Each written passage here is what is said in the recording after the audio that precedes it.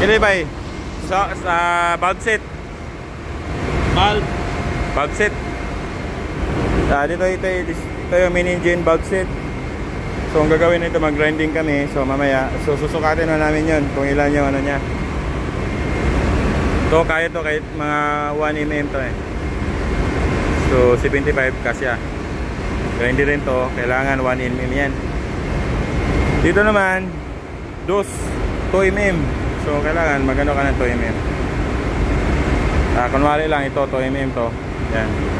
Huwag lang siya maglampas ng 0. Pag 0 na to, hindi mo na magamit yung valve set na to.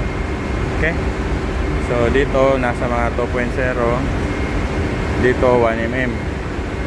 So ang gagawin namin dito is mag-grinding kami dyan. Gamit ito kung paano mag-center. So kuha nyo isang filler gauge at special tools panukat sa main engine. Lahat ng makina, lahat ng barko may ganyan.